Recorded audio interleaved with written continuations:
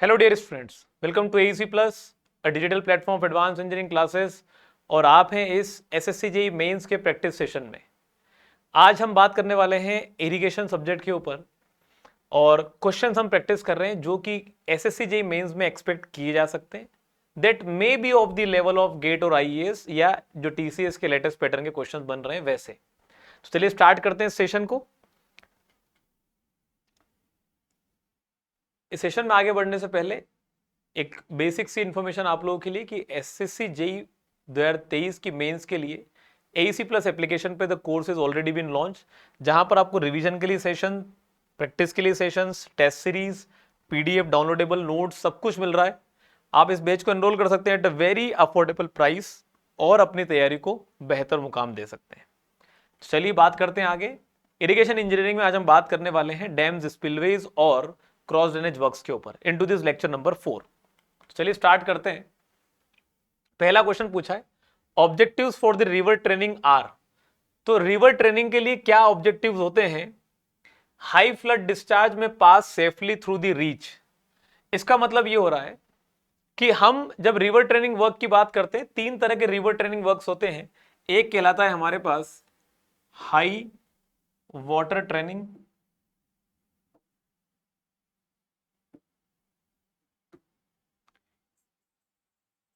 एक कहलाता है हाई वाटर ट्रेनिंग, एक कहलाता है लो वाटर ट्रेनिंग,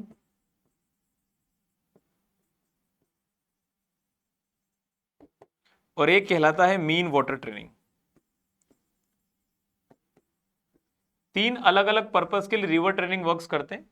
मतलब रिवर में आने वाली कई सारी समस्याओं का सुधार करने के लिए हमें रिवर में कुछ ऐसे काम करने पड़ते हैं जिनकी वजह से हम रिवर में आने वाली प्रॉब्लम्स को सॉल्व कर सकें।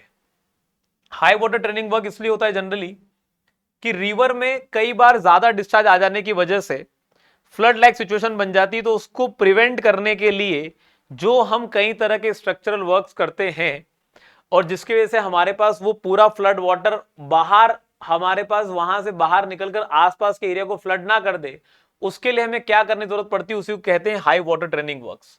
तो हाई फ्लड डिस्चार्ज में पास सेफली थ्रू द रीच, मतलब कहीं पर ज्यादा डिस्चार्ज आ गया तो वो वहां से बाहर ना निकलते हुए वहां से हमारे पास आराम से आगे बढ़ता रहे और वहां से आसानी से पास हो जाए। हमें उसके लिए एम्बैंकमेंट्स, गाइड बैंक्स या फिर हमारे पास लीवीज बनानी पड़ती है। तो हाई फ्लड डिस्चार्ज में पास सेफली थ्रू द रीच हमारे रिवर ट्रेनिंग वर्क का क्या ये ऑब्जेक्टिव है? बिल्कुल है। तो this is the first part और इसी को हाई वाटर ट्रेनिंग में काम करते हैं। If you talk about the mean water training, generally ये इसलिए कहता है कि कई तरह की रिवर्स होती है जो कि हमारे पास या तो डिग्रेडिंग या एग्रेडिंग टाइप की होती है। डिग्रेडिंग मतलब जिनके अंदर स्काउरिंग बहुत ज्यादा हो रही होती है, तो हमें वो स्काउरिंग को प्रिवेंट कराने के लिए किस तरह से हमारे फ्लो की वेलोसिटी, किस तरह से फ्लो का डिस्चार्ज मेंटेन करना होता है, वो हम मीन वाटर ट्रेनिंग में काम करते हैं। मतलब सेडिमेंट लोड को सस्टेन कराने की कोशिश करते हैं। कम आ रहा है तो उसे बढ़ाने की कोशिश करते हैं, ज्यादा हो रहा है तो उसे कम करने की कोशिश करते हैं। Similar is the case with the aggrading river, जिसमें सिल डिपोजिशन होना चालू होते चले जाता है और इसके अंदर डिपोजिशन कंटिन्यूसली बनता चला जाए, उसे प्रिवेंट करने के लिए we again do the mean water training work, sediment load को प्रॉपरली बनाए रखने के लिए। Including bed and suspended load, sediment load में बी ट्रांसपोर्टेड एफिशिएंटली। तो ये भी हमारा एक ऑब्जेक्टिव है। बिल्कुल सही है। एक होता है लो ट्रेनिंग, लो वाटर ट्रेनिंग।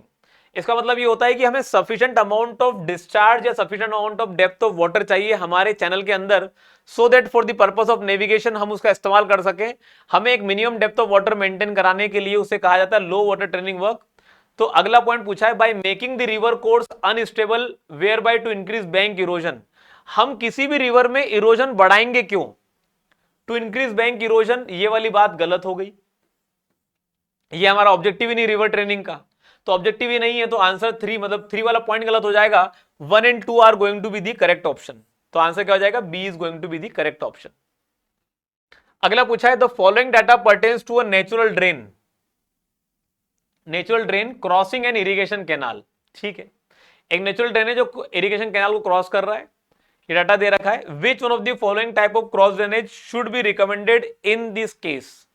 अच्छा, कैनाल का डाटा है, कैनाल का फ्लो है 5 मीटर क्यूब पर सेकेंड और ड्रेनेज का डाटा है 500 मीटर क्यूब पर सेकेंड।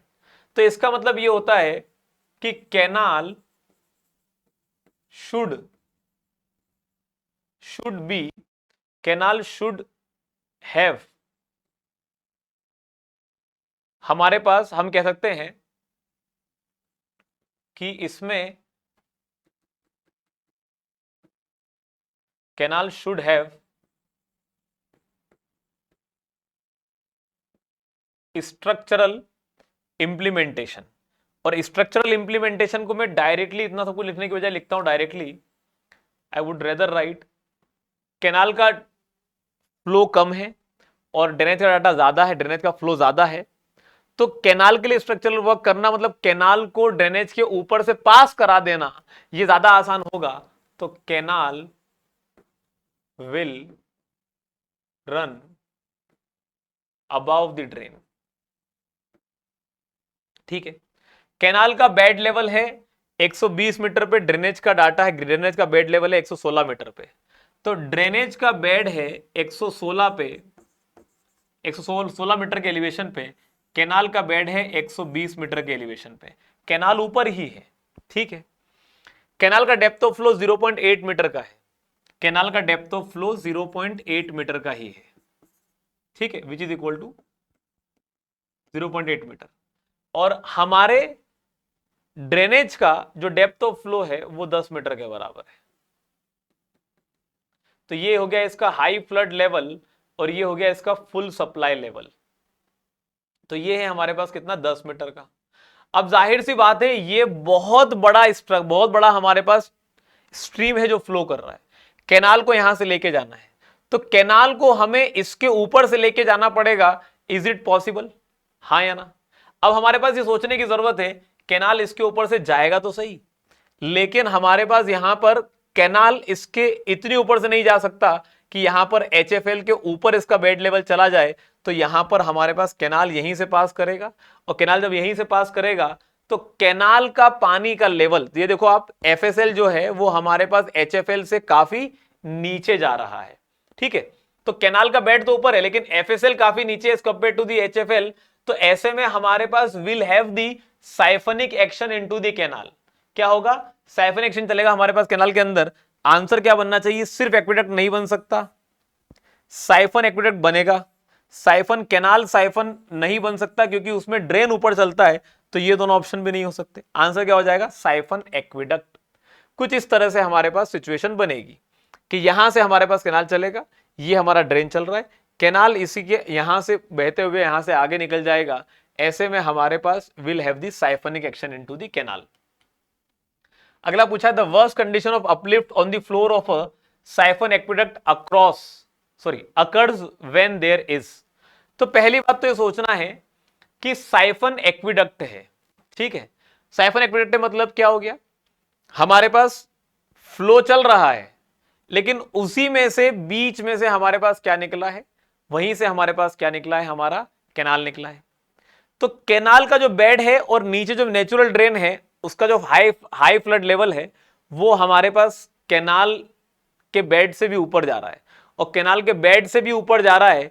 तो हमारे नेचुरल ड्रेन का जो पानी फ्लो होगा वो साइफनिक एक्शन में होगा। इसका मतलब कंटिन्यूसली हमारे कैनाल के बेड के ऊपर नीचे से एक प्रेशर लग रहा होगा पानी के द्वारा। ये बात तो सही है। अब अपलिफ्ट में हमारे पास क्या होता है, वर्स्ट कंडीशन पूछी जा रही है। तो वर्स्ट कंडीशन में अपवर्ड फोर्स मैक्सिमम बन जाए, ठीक है, और हमारे पास डाउनवर्ड वेट मिनिमम हो जाए। ऐसे में अपलिफ्ट की वर्स्ट कंडीशन बन सकती है। तो अपवर्ड फोर्स मैक्सिमम कब बन जाए, जब हमारे पास हमारे ड्रेनेज में high flood flow in the drainage हो, high flood flow in the drainage हो। ठीक है, ये कंडीशन तो बननी चाहिए। यहां लिखा है full supply flow in the canal, water table is a drainage bed. तो water table is a drainage bed नहीं होगा ना, वहां पे तो हाई फ्लड फ्लो होना चाहिए। और वेट मिनिमम हो, मतलब हमारे कैनाल का वेट मिनिमम कब होगा, जब कैनाल में पानी नहीं बह रहा होगा, क्योंकि जो डेड स्ट्रक्चर है वो तो है, बस कैनाल में पानी फ्लो नहीं होना चाहिए। तो विथ कैनाल ड्राई हमारे पास सिचुएशन बनेगी तो कैनाल हमारे पास पूरी तरीके से खाली है, ऊपर से वेट लग नहीं रहा है, नीचे से साइफोनिक एक्शन से हमारे पास ड्रेन बहते चले जा रहा है, तो ड्रेन के बहने से ड्रेन का जो पानी है वो नीचे से अपलिफ्ट प्रेशर लगाएगा, और अपलिफ्ट प्रेशर लगाएगा, उसको बैलेंस करने के लिए ऊपर कैनाल में पानी चाहिए जो नहीं है, तो अपलिफ्ट प्रेशर की वर्स्ट कंडीशन बन जाएगी। So will have worst condition कब बनेगी अपलिफ्ट की, जब नीचे से लगने वाला ऊपर तरफ फोर्स मैक्सिमम और ऊपर से लगने वाला वेट जो है वो मिनिमम हो जाए, जो कब हो सकता है, high flood flow in the drainage with the canal dry situation. Clear है बात? चलिए अगले क्वेश्चन पर चलते हैं। अगला क्वेश्चन है हमारे पास, relative position of canal and drainage channel पूछा है with the type of cross drainage work and select the correct answer using the code given below the list. तो चार सिचुएशन है हमारे पास, उनको इन चार सिचुएशन से रिलेट करना है। Canal taken above the drainage, जब जब कैनाल ड्रेनेज के ऊपर चलेगा, canal taken above the drainage, दो चीजें बन सकती है, आइदर द एक्विडक्ट और साइफन एक्विडक्ट।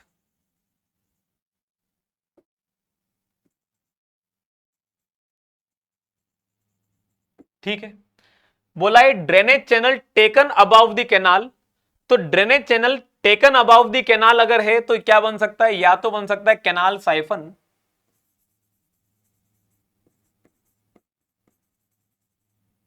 या फिर बन सकता है क्या, it can be super passage.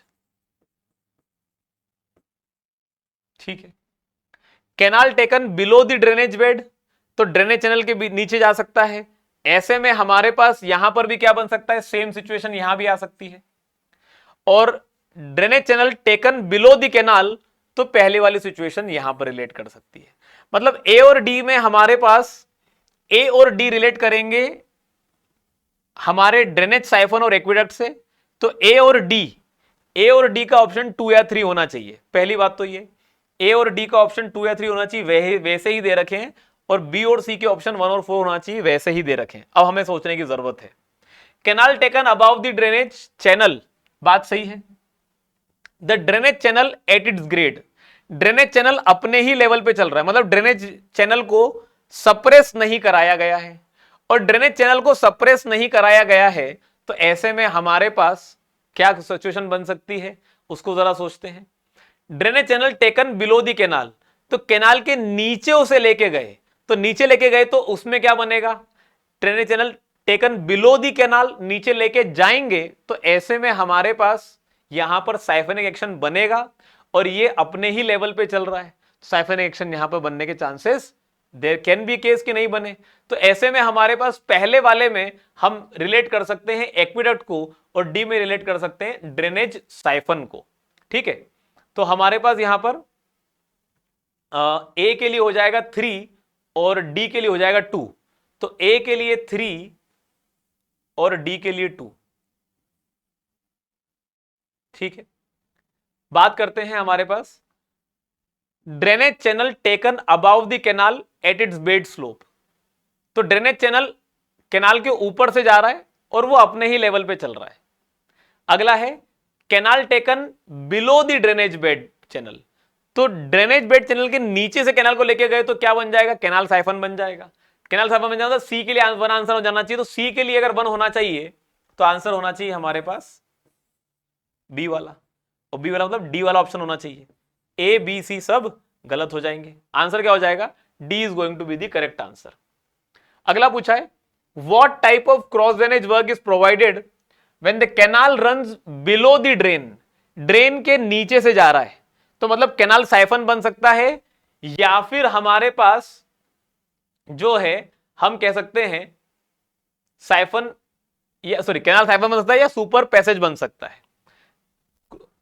When the canal runs below the drain, canal जब ड्रेन के नीचे चलेगा तो ना तो एक्विडक्ट हो सकता है, ना लेवल क्रॉसिंग हो सकता है, ना साइफन एक्विडक्ट हो सकता है, अगर वो ऊपर ही चलेगा तो। With FSL of canal well below the bed of the drain, अगर कैनाल का एफएसएल ड्रेनेज के बेड से ऊपर होता, ठीक है, तो हमारे पास सिचुएशन क्या बनती, FSL of canal well below the drain, तो ड्रेन के बेड से काफी नीचे है, मतलब हमारे पास यहां पर एम्प्टी स्पेस बन रही, तो साइफनिक एक्शन नहीं बनेगा, मतलब क्या बन जाएगा, सुपर पैसेज बन जाएगा। अगर ड्रेन के बेड से ऊपर होता एफएसएल तो फिर कैनाल को साइफनिंग एक्शन में पास होना पड़ता, तो बन जाता कैनाल साइफन। आंसर क्या हो जाएगा? B is going to be the correct answer. अगला सवाल पूछा है, in a super passage the drain runs over the canal. तो ड्रेन कैनाल के ऊपर चलेगा और फ्री स्पेस भी रहेगा, और फ्री स्पेस भी रहेगा, ये बात बिल्कुल सही है। ठीक है। In a siphon the drain runs below the canal. तो साइफन जब लिखते हैं तो वो उसका मतलब होता है कैनाल साइफन, तो ये लिखा हुआ है कैनाल साइफन। कैनाल साइफन में drain runs below the canal. क्या ड्रेन कैनाल के नीचे चलता है? नहीं, वो किस में चलता है? साइफन एक्विडक्ट में चलता है। तो ये वाला ऑप्शन गलत हो जाएगा। 1 सही है, 2 गलत है, तो 2 गलत है, 2 गलत है और 1 सही है, तो ये दोनों तो गलत हो गए। ठीक है। हमारे पास अब बच ये बात आ रही है in a siphon aqueduct. Siphon aqueduct में क्या हो रहा है? कैनाल ऊपर चल रहा है, कैनाल ऊपर चल रहा है और नीचे से हमारे पास ड्रेन बह के जा रहा है साइफनिक एक्शन में। The canal banks are made of RCC wall. तो कैनाल की बैंक हमारे पास, क्या आरसीसी वॉल की बनाने की जरूरत है? पानी तो निकल जाएगा। कैनाल का पानी तो हमारे पास कोई दिक्कत ही नहीं कर रहा है, कैनाल तो हमारे पास ज्यादा प्रेशर बनेगा ही नहीं, और नहीं बनेगा तो हमें क्या बनाने की जरूरत नहीं है? आरसीसी वॉल बनाने की जरूरत नहीं है, और नहीं है तो आंसर 3 भी गलत हो जाएगा। Only option 1 should be the correct one. Answer क्या होना चाहिए? A should be the correct one. और इन्होंने बोल दिया है siphon the drain runs below the canal. तो यहां पर इन्होंने मान लिया है, इसे मान लिया है कि कैनाल साइफन नहीं है, इसे इन्होंने मान लिया है क्या? They have considered it as siphon aqueduct. तो साइफन एक्विडक्ट मान लिया है इसे, तो साइफन एक्विडक्ट में the drain runs below the canal, ये बात सही है। अगर ये मान लेते हैं तो फिर 2 सही हो जाएगा। अगर ऐसा मान लेते हैं तो 2 सही हो जाएगा। अदरवाइज जो इंडिकेशन होता है कि हमारे पास अगर सिर्फ साइफन लिखते हैं तो वो कैनाल साइफन को ही बताता है। अगर एग्जामिनर ने इस आंसर को माना है तो इसे साइफन एक्विडक्ट बताने की कोशिश की गई होगी कि साइफन एक्विडक्ट है तो drain runs below the canal, ये वाली बात सही है।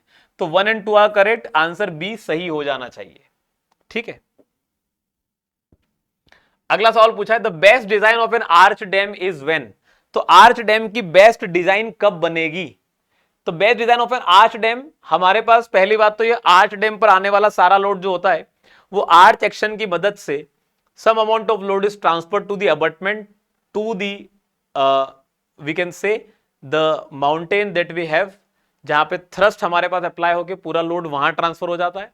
अब ये डिपेंड करता है कि उसमें से कितना हम अबटमेंट पे ट्रांसफर करा पा रहे हैं आर्च एक्शन से, और कितना हमारे पास हमारे कैंटिलीवर के थ्रू कुछ लोड सस्टेन हो पा रहा है, और कुछ लोड हमारे पास जो है वो कहीं ना कहीं फ्रिक्शन की वजह से सपोर्ट हो पा रहा है।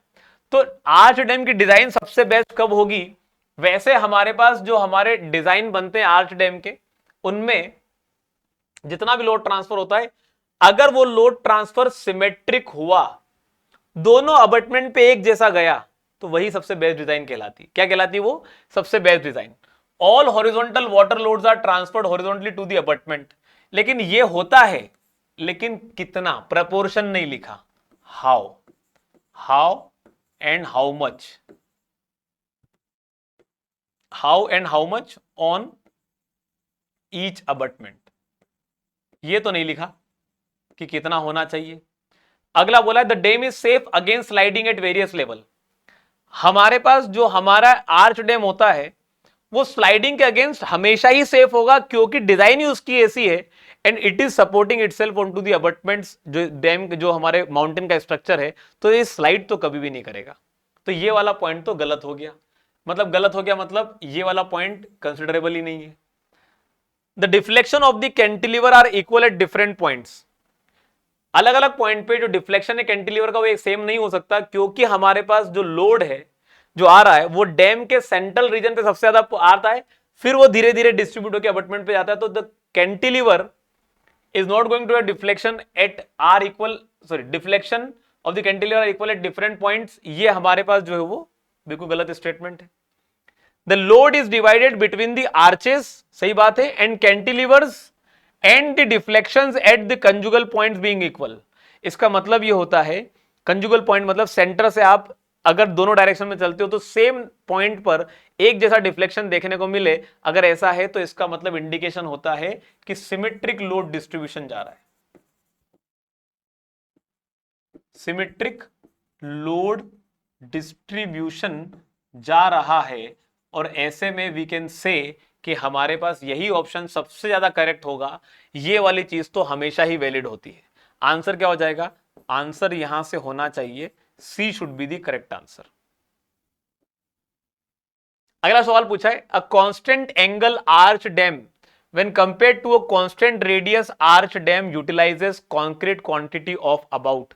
जब कांस्टेंट एंगल आर्च डैम बनाते हैं तो लोड डिस्ट्रीब्यूशन ज्यादा बेहतर होता है। क्या होता है? लोड डिस्ट्रीब्यूशन ज्यादा बेहतर होता है, सिमेट्रिक लोड डिस्ट्रीब्यूशन होगा, और ऐसे में हमारे पास lesser amount of concrete will be required, क्योंकि लोड का प्रॉपर डिस्ट्रीब्यूशन होकर most of the load is being transferred to the abutment. तो ऐसे में हमारे पास a constant angle arch dam utilizes about, हम कह सकते हैं utilizes concrete quantity of about half of the gravity dam. Gravity dam नहीं कहेंगे, जितनी की हमारे पास रिक्वायर्ड होती है। When compared to the constant radius arch dam utilizes concrete quantity of about half of the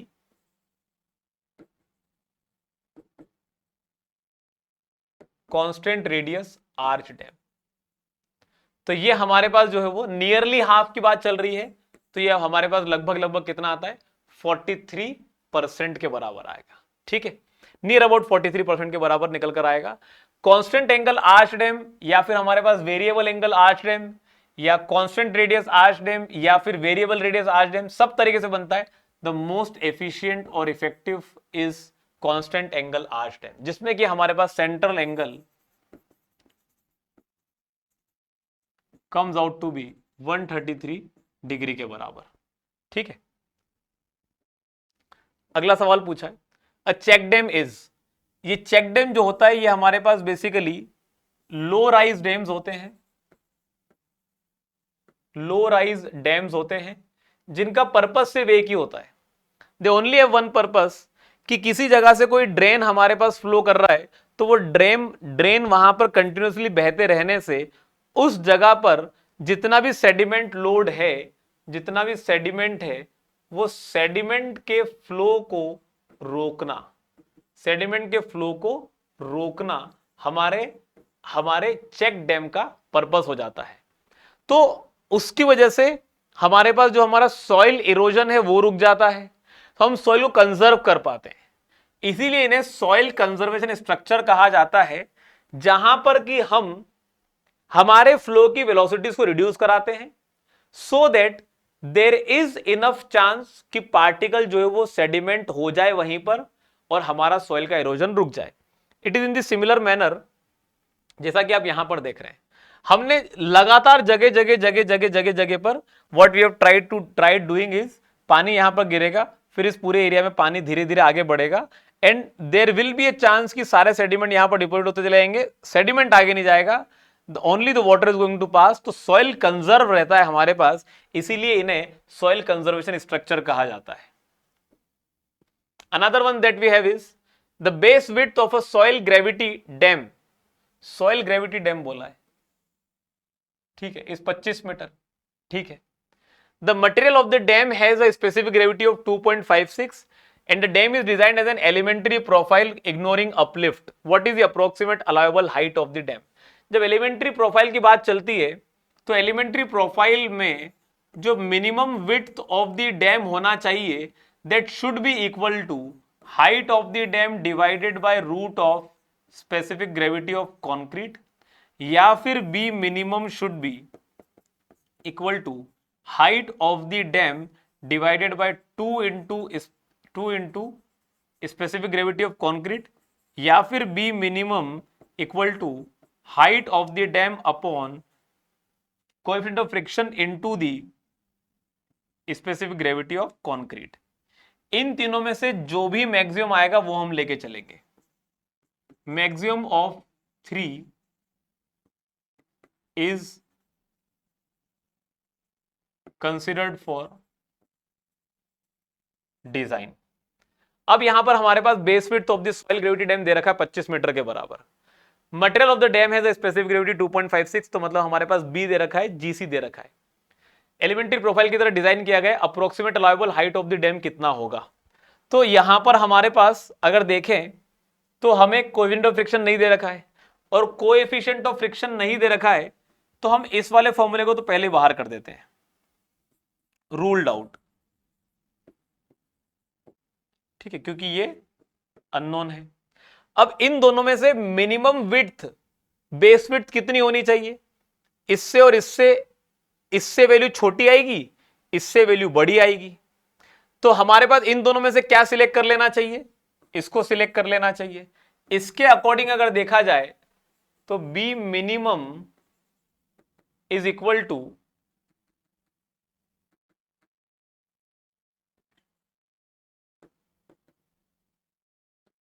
H allowable divided by root of GC. तो ये बन जाएगा H equal to root of GC into B minimum. और root of GC जो है वो निकल कर आएगा कितना, root of 2.56 into 25 metre, and this would come out to be as 1.6 into 25, ये आ जाएगा 40 मीटर के बराबर।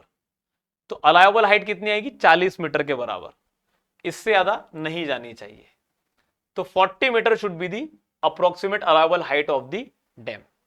क्लियर है बात यहां तक। चलिए तो बढ़ते हैं अगले क्वेश्चन के ऊपर।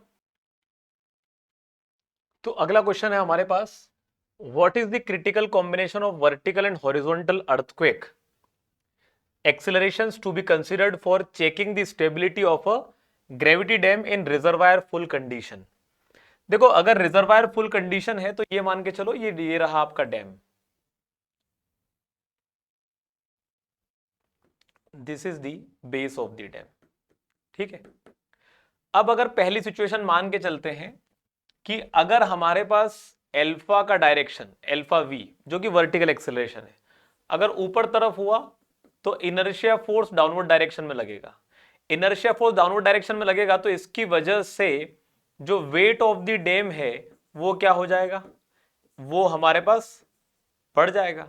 और वेट ऑफ द डैम बढ़ने से जो ग्रेविटी डैम के अंदर वेट होता है डैम का, वही एक हमारे पास जो है वो सबसे इंपॉर्टेंट पैरामीटर है हमारे डैम की स्टेबिलिटी के लिए। वेट बढ़ेगा, एक लिमिट तक वेट बढ़ने पर स्टेबिलिटी क्या होती है, बढ़ती है, स्टेबिलिटी बढ़ेगी। तो स्टेबिलिटी का इंक्रीज होना, हमें पूछा है क्रिटिकल कॉम्बिनेशन क्या होगा for checking the stability of gravity dam. Critical combination का मतलब होता है फेल करवाना, ठीक है। क्या होता है इसका मतलब, फेल करवाना।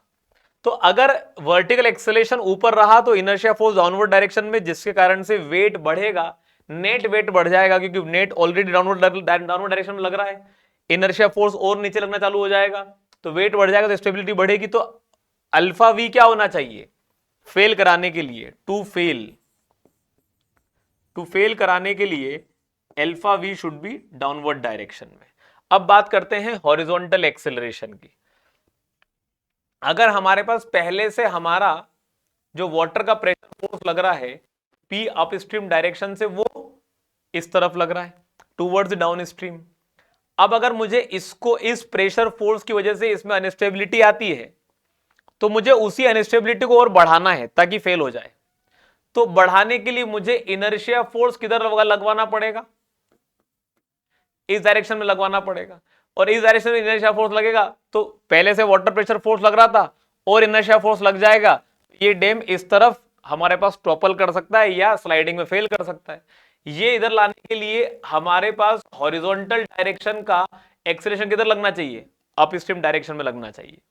तो ऐसे में अगर कहें हमें फेल करवाना है तो वर्टिकल एक्सेलरेशन डाउनवर्ड डायरेक्शन में और हॉरिजॉन्टल एक्शन हमारे पास अपस्ट्रीम डायरेक्शन में लगना चाहिए, तब जाकर हमारे पास हमारा डैम फेल कर सकता है। तो वर्टिकली अपवर्ड गलत हो जाएगा, डाउनवर्ड सही है।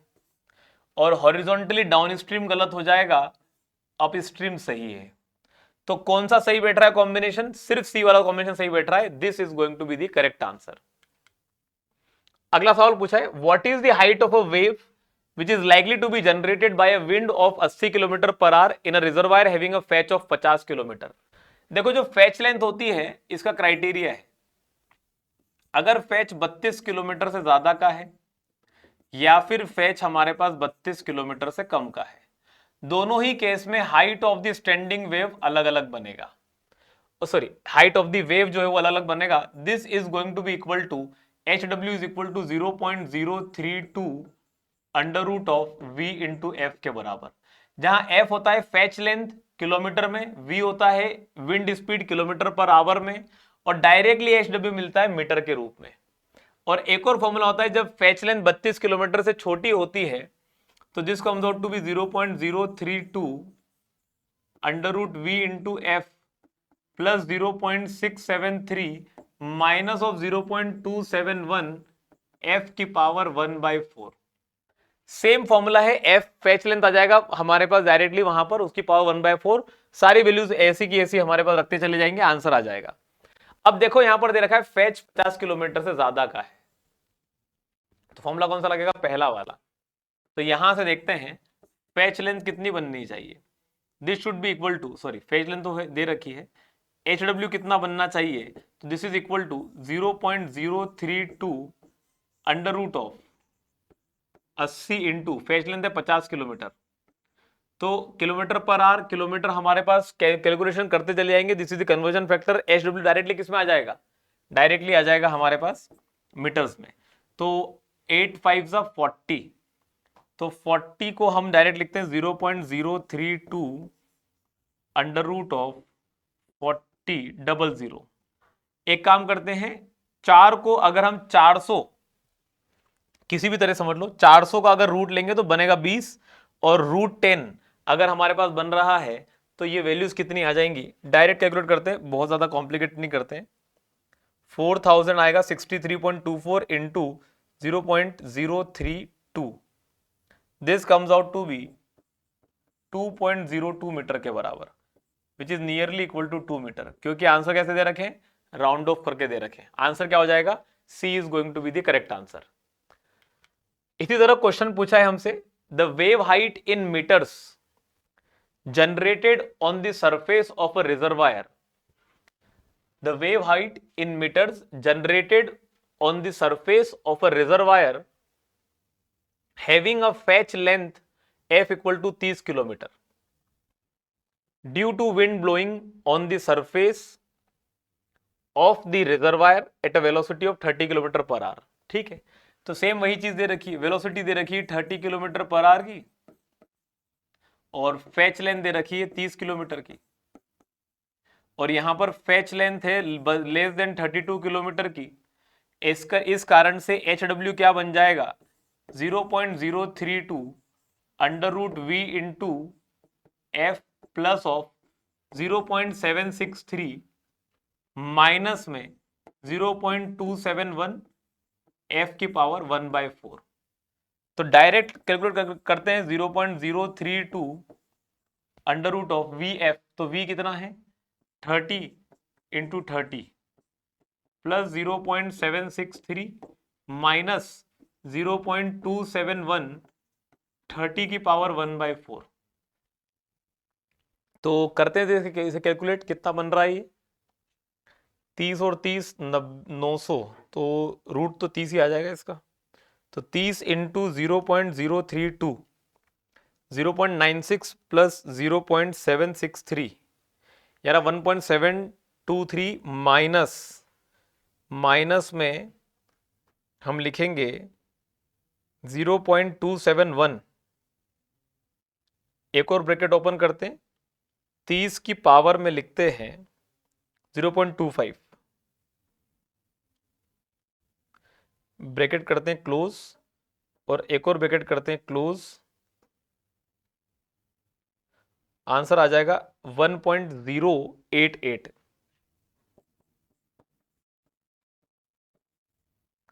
तो ये आ जाएगा नियर अबाउट 1 मीटर के बराबर। तो नियर अबाउट 1 मीटर के बराबर आ रहा है।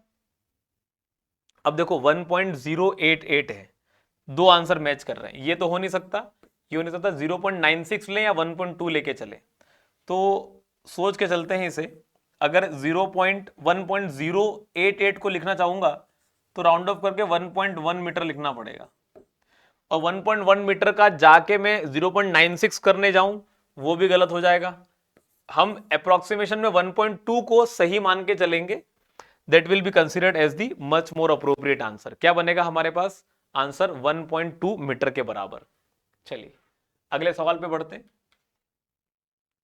The maximum height of a low gravity dam of elementary profile made of concrete of relative density 2.5 and safe allowable stress of foundation material 3.87 megapascal without considering uplift force is about। तो maximum height of low gravity dam बोला है, जिसमें कि allowable stress की बात कर ली है और एलिमेंट्री प्रोफाइल की बात चल रही है।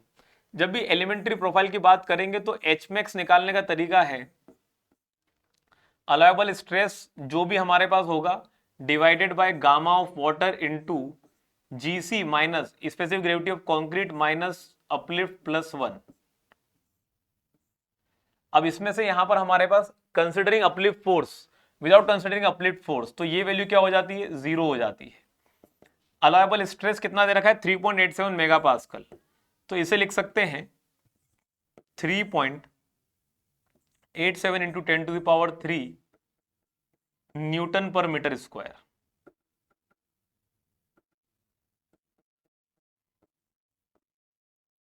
होल डिवाइडेड बाय हमारे पास दे रखा है साथ में कंक्रीट ऑफ रिलेटिव डेंसिटी 2.5, मतलब स्पेसिफिक ग्रेविटी दे रखी है, तो वाटर का यूनिट वेट नहीं दे रखा है, तो मान के चलते हैं 10 Newton per metre cube into 2.5 plus 1। अब न्यूटन से न्यूटन गया, मीटर स्क्वायर से मीटर क्यूब, मीटर बचेगा, ये मीटर कहां चला जाएगा? ऊपर। आंसर हमारे पास आ जाएगा एच मैक्स, मैक्सिमम हाइट या मैक्सिमम हाइट ही पूछा है वही निकालना है, कितना आ सकता है ये? तो 3.87 डिवाइडेड बाय 3.5, तो 3.87 डिवाइडेड बाय 3.5, तो ये साफ पता चल रहा है कि 1 पॉइंट समथिंग कुछ आंसर आना चाहिए। तो ये भी नहीं हो सकता, ये भी नहीं हो सकता, ये भी नहीं हो सकता, 1 पॉइंट समथिंग, मतलब पूरी कैलकुलेशन करेंगे तो अपने आप आ जाएगा, लेकिन 1 से स्टार्ट होना चाहिए आंसर। बनेगा हमारे पास 3.87 divide by 3.5 divide by 10 into 1000, 110 आ रहा है, 110। अब ये 113 कब आ सकता है? जब इसको 9.8 लेंगे। 3.87 डिवाइड बाय 3.5 डिवाइड बाय 9.81, हाँ अब सही आ रहा है ये, इंटू 1000, तो ये नियर अबाउट हमारे पास आ जाएगा कितना? मैं अगर इसे 1 पॉइंट में से 9.8 लेता हूं, 9.81, तो ये आ जाएगा 112.72 मीटर के बराबर, which can be consider to be equal to 113 metre के बराबर। आंसर क्या आ जाएगा? A is going to be the correct answer. चलिए अगले सवाल पे बढ़ते हैं। A constant centre in plan view arch dam is best suited for. तो प्लान व्यू में कांस्टेंट सेंटर की बात चल रही है, ठीक है। कांस्टेंट सेंटर का मतलब ये भी होता है कांस्टेंट रेडियस।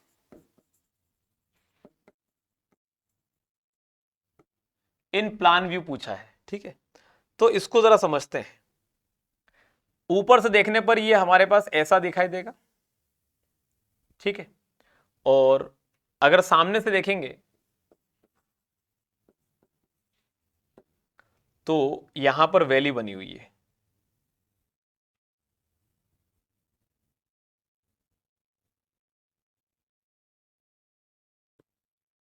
तो ये ऐसा दिखाई देगा।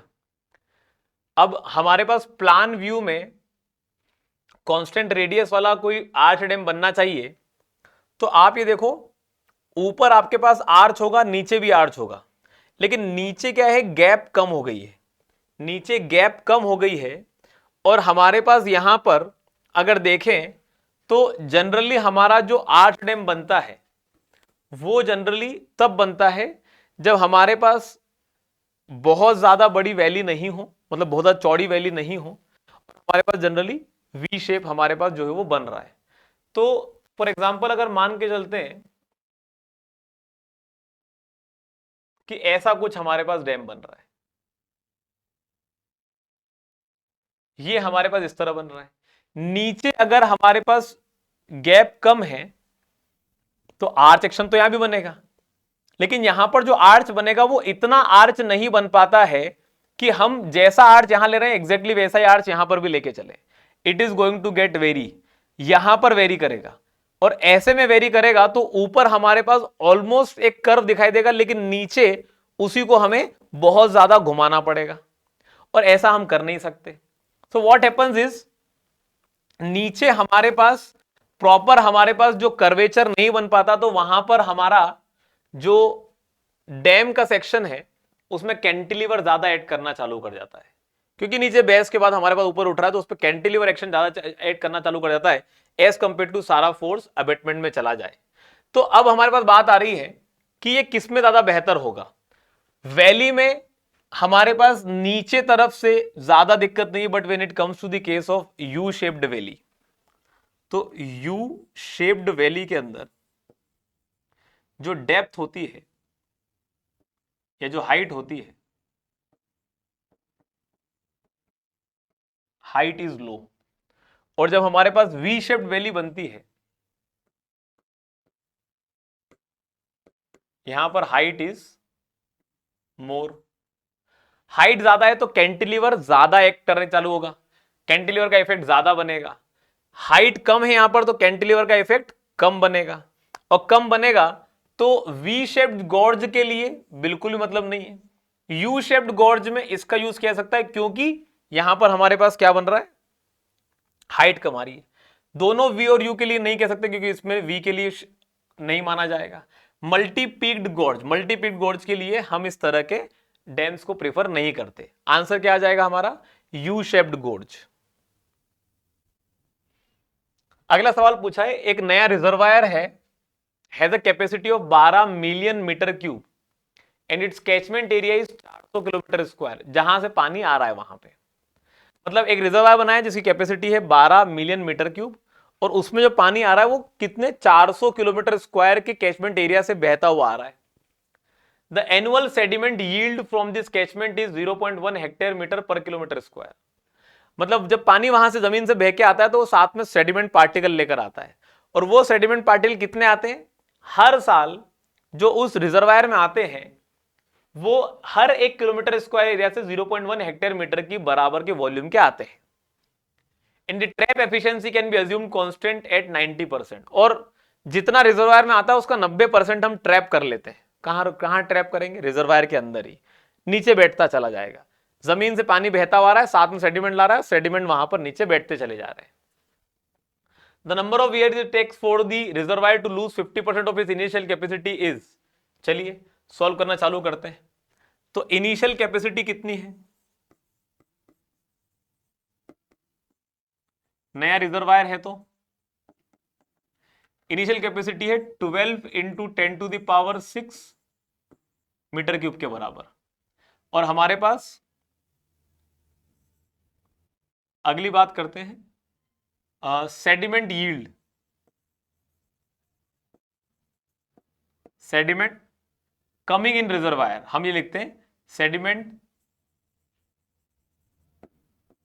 कमिंग इन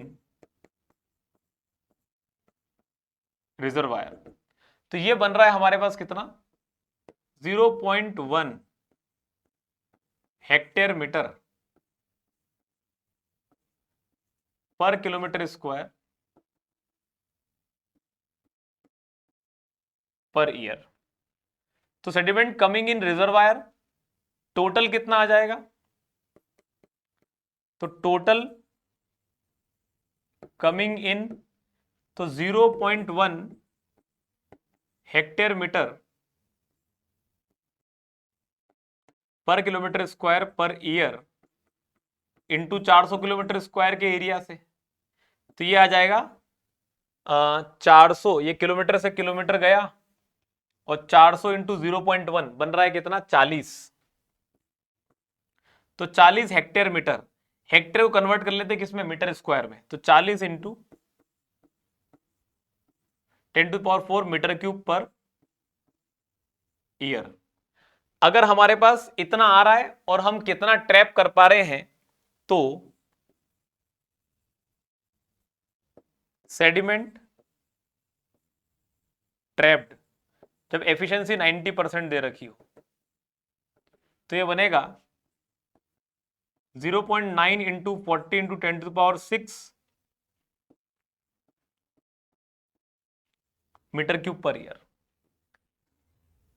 अब हमारे पास बात ही आती है कि कितने साल लगेंगे 50% कैपेसिटी भर जाने में, क्योंकि 50% लूज करना है तो भरना है हमारे पास।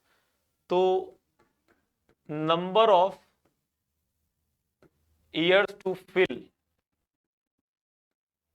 50%, तो बनेगा हमारे पास 50% of capacity divided by fill per year. तो हमारे पास 50% कैपेसिटी कितनी हो जाएगी, 6 into 10⁶ metre cube, divided by हर साल कितना फिल कर रहे हैं, तो वो कितना बन रहा है, 40 इंटू 0.9 36, तो 36 इंटू 10⁻, क्या है ये, 6 नहीं है 4 है, ये वही मैं लिख रहा था कि गलत तो नहीं हो गया, 10⁴, तो into 10⁴ metre cube into year, तो ये से ये गया, बचेगा 100, तो 600/36, 600/36 comes out to be 16.67, 16.67 years लगेंगे इसके आधी कैपेसिटी तक के भराने में। तो आंसर क्या आ जाएगा, answer would come out to be as near about answer है 17 ईयर्स। आंसर क्या हो जाएगा, C is going to be the correct answer. चलिए आगे बढ़ते हैं। अगला सवाल है, consider the following data regarding a theoretical profile of a dam. ठीक है, when it comes to case of theoretical profile, मतलब हम एलिमेंट्री प्रोफाइल की बात कर रहे हैं। Elementary profile, permissible value of compressible stress दे रखा है, स्पेसिफिक ग्रेविटी कंक्रीट की दे रखी है, अपलिफ्ट कोएफिशिएंट दे रखा है, वैल्यू ऑफ गामा वाटर दे रखा है, मतलब वो वाटर की बात है ना, क्योंकि कंक्रीट के बारे में मतलब स्ट्रेस दे रखा है टन पर मीटर स्क्वायर में, ये टन पर मीटर क्यूब में, तो कंक्रीट के सॉरी वाटर के, हाँ वाटर की ही इंफॉर्मेशन है। Height and base width will be nearly, ठीक है, तो हाइट और बेस विड्थ के बारे में इंफॉर्मेशन क्या पता होना चाहिए, the information that we should know is कि एच मैक्स कितना हो सकता है एलिमेंट्री प्रोफाइल के according, F upon gamma water GC minus C+1 के बराबर, राइट। तो एच मैक्स निकाल लेते हैं, कितना आ जाएगा, ये 350 टन पर मीटर स्क्वायर दे रखा है, तो 350 permissible value of the compressible stress divided by gamma water कितना है, 1 टन है, इनटू जीसी कितना है, specific gravity of concrete 2.4 minus क्या 0.6 कोएफिशिएंट दे रखा है +1। अब यूनिट का खेल देखो, ये लिखा हुआ है टन पर मीटर स्क्वायर, ये दे रखा है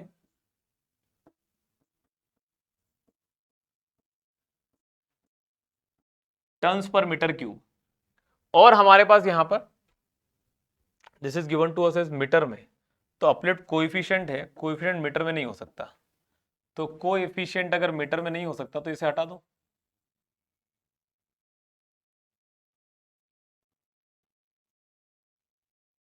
ठीक है।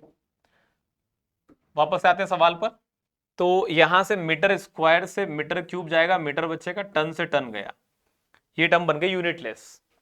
कैलकुलेट कर लेते हैं इसको, कितना आ रहा होगा ये 2.5 सॉरी 2.4 3.4 माइनस 6 मतलब 2.8, तो 350 बटे 2.8, यार 125, 125 मीटर तो मैक्सिमम हाइट हो सकती है। क्या यहां पर कुछ आंसर है? बिल्कुल है, 125 दिखाई दे रहा है। अब ये तो दे रखी थी हाइट के बारे में इंफॉर्मेशन। बी मिनिमम के बारे में क्या जानते हैं? बी मिनिमम जो है, मिनिमम विड्थ जो है, वो होती है maximum height divided by under root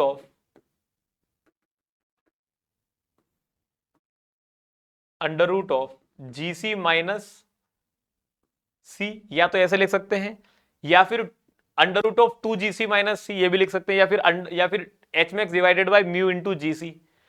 चूंकि यहां पर म्यू की कोई वैल्यू नहीं दे रखी, कोएफिशिएंट ऑफ फ्रिक्शन की वैल्यू नहीं दे रखी, तो वो वाला फॉर्मूला हटा देते हैं और दो फॉर्मूले बचते हैं, H max upon under root of GC minus C और H max upon under root of 2 GC minus C. तो फिर 2 GC माइनस सी से वैल्यू और छोटी आ जाएगी, जो कि हम नहीं ले सकते। तो आंसर क्या बन जाएगा? यहां से एच मैक्स आ गया है 125 metre divided by under root of 2.4 minus 0.6, तो ये बन जाएगा रूट ऑफ 2.4 माइनस 0.6, 1.8 का रूट करना है, तो आ रहा है 1.34। 125 डिवाइडेड बाय आंसर करेंगे 93 समथिंग आ रहा है ये, तो 93 समथिंग आ रहा है, तो 93 पॉइंट कितना आ रहा है? 93.17 मीटर के बराबर। ऐसा कुछ ऑप्शन है यहाँ पर? बिल्कुल ऑप्शन है। तो कॉम्बिनेशन देखो 125 और 93 का ऑप्शन यहाँ पर दिखाई दे रहा है सी वाले में, तो C is going to be the correct answer. अगला सवाल पूछा है, the volume of water below the minimum pool level in a reservoir is known as. तो रिजर्वायर में अलग अलग लेवल होते हैं। एक होता है हमारे पास मैक्सिमम पूल लेवल, एक होता है नॉर्मल पूल लेवल, एक होता है हमारे पास मिनिमम पूल लेवल। तो मैक्सिमम पूल लेवल हमारे पास फ्लड कंडीशन में कितना मैक्सिमम वाटर जा सकता है, उसे मैक्सिमम पूल लेवल कहते हैं।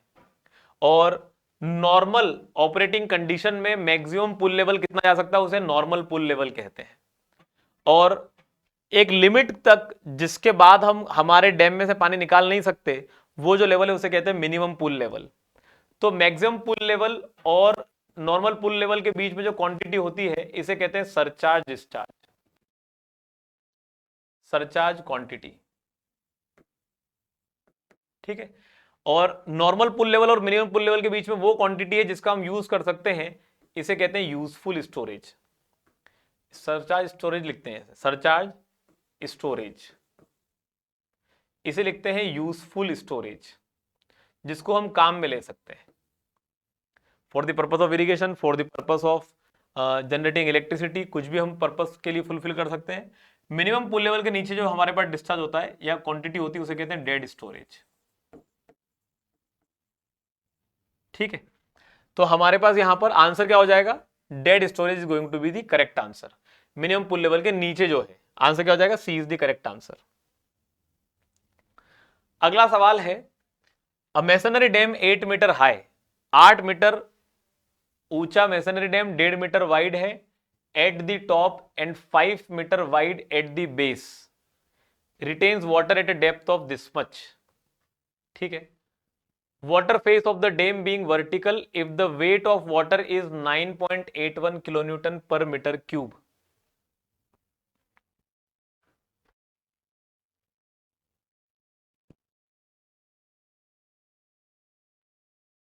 चलिए तो अगले क्वेश्चन पर आते हैं।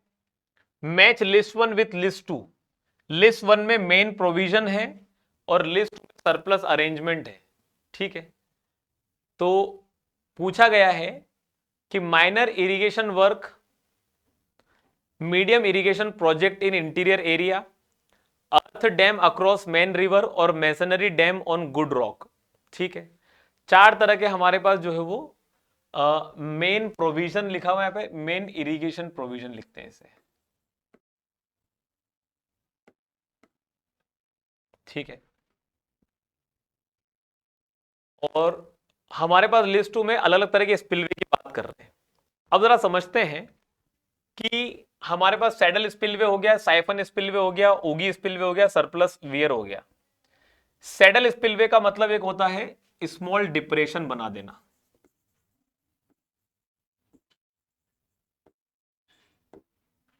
Small depression to allow excess discharge, ये हमारे पास जो है वो बना दिया जाता है। इसे कहते हैं सैडल स्पिलवे। एक होता है साइफन स्पिलवे। तो यहां पर हम एक लिमिट से ऊपर पानी जाने के बाद साइफन के थ्रू उस पूरे पानी को खाली कराने की कोशिश करते हैं। तो ये होता है हमारे पास एक साइफन स्पिलवे। ऊगी स्पिलवे जनरली हमारे पास लो हाइट के केस में यूज होता है, और जनरली कंक्रीट या कोई मैसनरी डैम होते हैं उनके लिए हमारे पास ऊगी स्पिलवे बना दिया जा सकता है। और एक होता है सरप्लस वियर। तो सरप्लस वियर का मतलब ये होता है हमारे पास कि हमने एक वियर बना दिया जिसमें क्वांटिटी एक लिमिट से ज्यादा आई तो वो अपने आप बाहर निकल जाएगी। तो ये हमारे पास कोई स्मॉल स्ट्रीम के ऊपर प्रिफर कर लिया जाता है। अब देखो सरप्लस वियर की बात है और ऊगी स्पिलवे की बात है। ये दोनों ही केस में we can not go with the earth dam across the main river. ठीक है, वहां पर हम इसको नहीं बना सकते, पहली बात तो ये। और अर्थ डैम है तो ऊपर से पानी निकाल भी नहीं सकते, तो सरप्लस वियर नहीं बनेगा, ऊगी स्पिलवे नहीं बनेगा। 3 और 4 तो सी के लिए नहीं हो सकता। ठीक है, अर्थ डैम है और हमारे पास यहां पर अगर हम बात करें masonry dam on the good rock, तो मैसनरी डैम है। मैसनरी डैम के लिए यह पक्का है कि हम उसके ऊपर से ऊगी स्पिलवे के थ्रू ही पानी निकालेंगे। ठीक है, तो डी के लिए हमारे पास हम 3 को तो कंफर्म कर सकते हैं। तो डी के लिए 3 कंफर्म हो जाएगा। तो यहां पर सही बनता है ऑप्शन ए और डी। तो बी और सी तो गलत हो जाते हैं। अब बात करेंगे, एक है माइनर इरिगेशन वर्क, एक है medium irrigation project in interior area, और एक है अर्थ डैम अक्रॉस मेन रिवर। तो मीडियम इरिगेशन प्रोजेक्ट है तो सरप्लस वियर से काम नहीं चलेगा, क्योंकि एक्स्ट्रा क्वांटिटी आई तो उस एक्स्ट्रा क्वांटिटी को बचाकर रखना है ना, तभी तो हम उसको आगे चल के यूज कर पाएंगे। और अर्थ डैम के ऊपर सरप्लस वियर बना नहीं सकते, क्योंकि अर्थ डैम है, अर्थ डैम के ऊपर से पानी बहा के लेके जा सकते। तो माइनर इरिगेशन वर्क के लिए सरप्लस वियर चल जाएगा, क्योंकि माइनर इरिगेशन वर्क है, कुछ अमाउंट में पानी चाहिए होता है, एक्स्ट्रा पानी चलता भी चला जाए रिवर में से तो फर्क नहीं पड़ रहा है। तो ए के लिए 4 should be the correct one, और ए के लिए 4 should be the correct one. तो आंसर जो है वो बनना चाहिए क्या, हमारे पास ए वाला सही बनना चाहिए, ये वाला गलत हो जाना चाहिए। अब बाकी दोनों के लिए हम डायरेक्टली इंडिकेशन देते हैं। हमारे पास एक है medium irrigation project in interior area और earth dam across the main river. Earth dam बनाए तो अर्थ डैम के ऊपर से साइफनिक एक्शन से पानी लेके नहीं जा सकते, क्योंकि अर्थ डैम है। तो अर्थ डैम है तो वहां पर साइफन स्पिलवे सी के लिए 2 नहीं हो सकता। तो बी के लिए 2 would be the most appropriate one. Medium irrigation project है, इंटीरियर एरिया में बना हुआ है, इंटीरियर एरिया में बना हुआ है हमारे पास, तो हमने उसको सॉलिड स्ट्रक्चर से बनाया होगा, ऊपर से साइफन स्पिलवे से पानी लेके जा सकते हैं, अपना काम हो जाएगा। When it comes to the case of earth dam across the main river, तो यहां पर हमारे पास मेन रिवर पे डैम बना दिया है, कहीं और हमारे पास एक और कोई पीक मिलता है, उसके बीच में कोई डिप्रेशन वाला एरिया बनता है, एक्स्ट्रा पानी वहां से बाहर लेके जाया जा सकता है। ऐसे केस में हमारा अर्थ डैम जो है वो हमेशा बचा रहेगा। तो सी के लिए 1 और बी के लिए 2, तो बी के लिए 2 सी के लिए 1, this is the most appropriate one. Answer क्या हो जाना चाहिए, A should be the correct answer. Clear है बात इतनी? चलिए, तो आंसर क्या हो जाएगा, ए हमारा सही आंसर हो जाएगा, और ए ही हमारा सही आंसर है। सो माय डियर स्टूडेंट्स, ये था हमारा आज का सेशन, और हम मिलते हैं अगले सेशन में। Till good bye.